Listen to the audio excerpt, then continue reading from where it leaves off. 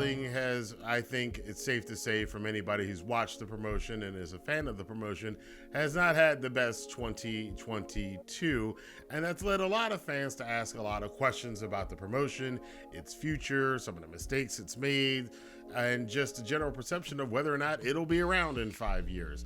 And those questions are worth asking. Of course, you know, this is the pro wrestling world, and we're used to companies coming around and then going out of business. Some don't even launch. I think it's safe to say that what AEW, Tony Khan, Cody Rhodes, the Young Bucks, Kenny Omega, et cetera, were able to establish in 2019, and the fact that it has, you know, past that 3-year mark that a lot of wrestling companies that are startups don't get past, is a testament to what they did. It's a testament to the popularity that being the Elite was. It's a testament to the wrestling world that existed outside of WWE in the 2010s, having a lot of talent, that there was a substantial amount of people who would be able to watch it on a week-to-week basis. But as ratings have decreased over the last couple of weeks and some of the other big issues, the question that's come is AEW more like a 2000-2001 version of WCW, or what I kind of think, it's probably more like WWF in 1997, and I'll explain that. But before we get into that, I want to remind you guys that this being YouTube and its algorithm, it's almighty, it's all powerful. It doesn't matter if it's 97, 2000, 2022, or going in the future.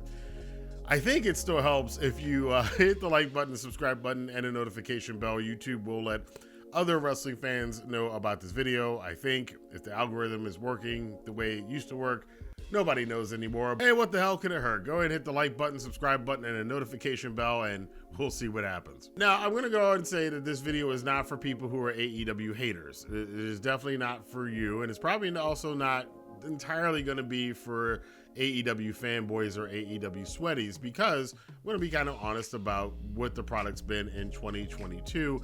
I'll get into this a little bit more depth in my company grades. The purpose of this video, though, is to see whether or not it's more like a company on its last legs like WCW was in 2000 and 2001, or is it a company trying to regroup like the WWF was in 1997? And there's a reason why I steer more towards the 1997 WWF comparison.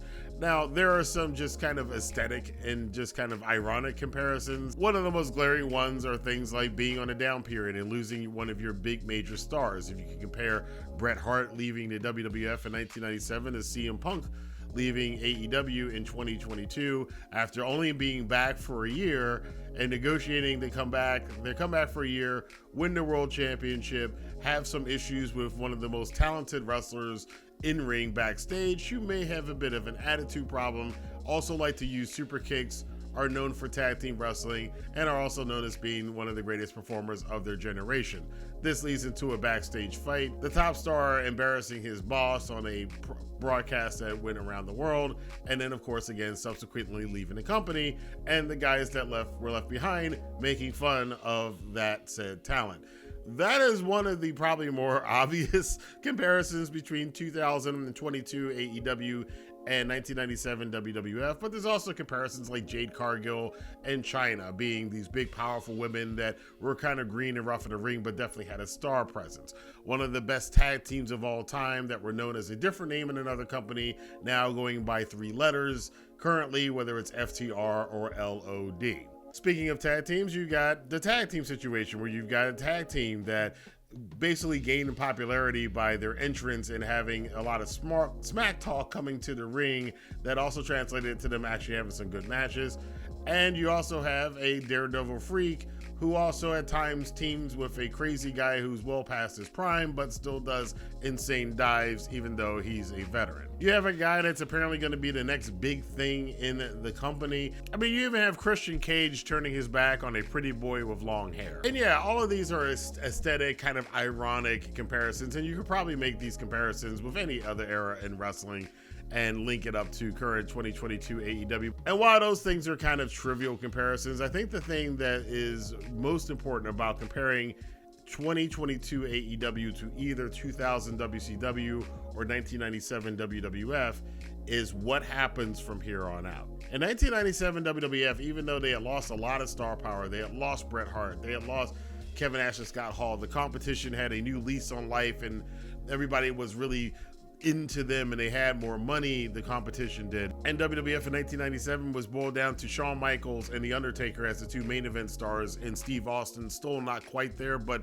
rapidly on his way there, and the rest of the roster kind of being like, WCW in 2000 had a lot of stars, but there were stars that were kind of stale and there was really no direction for them, and they were people who were already established and weren't very hungry, I should say, except for the mid-card and the undercard, which they were just a little bit too late in building up to being stars, along with the Millionaires Club as they were known at the time. So my thoughts are for AEW in 2022, we probably will look back at this period of time. I could definitely see this 5-10 years from now and going, well, that's when they had a choice whether or not they were going to be WCW 2000 or WWF 1997, and it really is on the booking and more so the talent. As I said, 97 WWF, 2000 WCW, they had a lot of young talent that was hungry, but the booking in 1997 WWF, almost because they were forced to, had to come up with new stars. Shawn Michaels in a couple months would be out of the company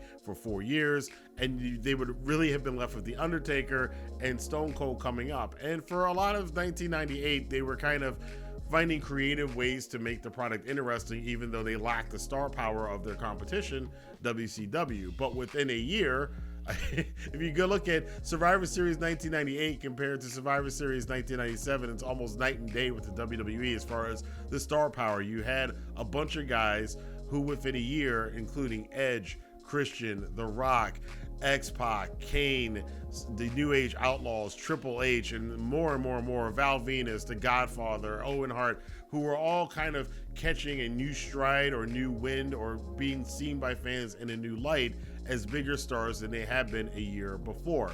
And that seems to be with the last 2 weeks of Dynamite, including what we saw this past week on Dynamite with Ricky Stark's amazing performance with MJF.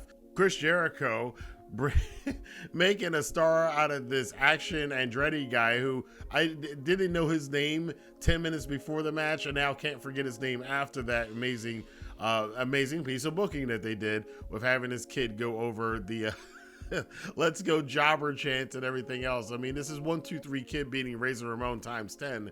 Now, whether or not this Action Andretti kid can continue this on and lead this into a career, I'm sure Jericho, if he has any say in it, this kid will be a star, or Jericho will drag him there kicking and screaming to be a star. Hook and Jungle Boy teaming up now, that is a combination I didn't ever think about, and now that I've seen it, I'm like, that makes a lot of sense. And that's going to really, I'm telling you, wrestling can draw in some female crowd if you get those two guys, you know, they're two pretty boys. But they're both tough as hell. So you're gonna kind of get that Rock and Roll Express kind of Midnight Rockers, Hardy Boys, Edge and Christian kind of vibe with them for the female fans. It's gonna be a lot of teenage girls squealing about Jungle Boy and Hook as a team, as a group, or whatever's gonna happen with them. I hope AEW realizes that there is a lot of money potential there with those two guys teamed up, and they're pushing Wheeler Yuta, and they're pushing Takeshita, and they're pushing Daniel Garcia, and they're taking and Acclaimed and so on and so forth, and it is now up to those guys to be able to go there. And if Jericho and Moxley and Bryan Danielson, if those three guys are dedicated to spend the rest of their time that they're going to be in AEW, and Jericho is going to be a while, but if they're dedicated to building a new generation of stars, this is why I think if that's what's going on, and it looks like, you know, Ricky Starks, MJF, these guys are hungry to prove themselves, kind of like that WWF roster in 97.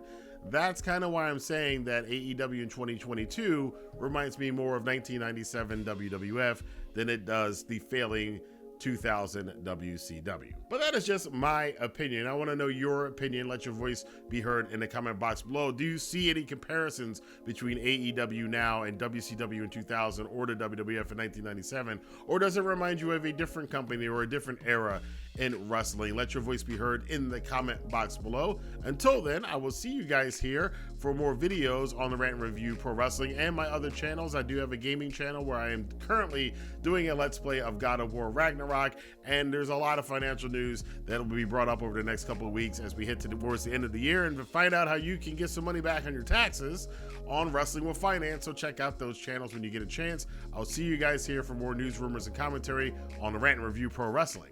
Have a good day.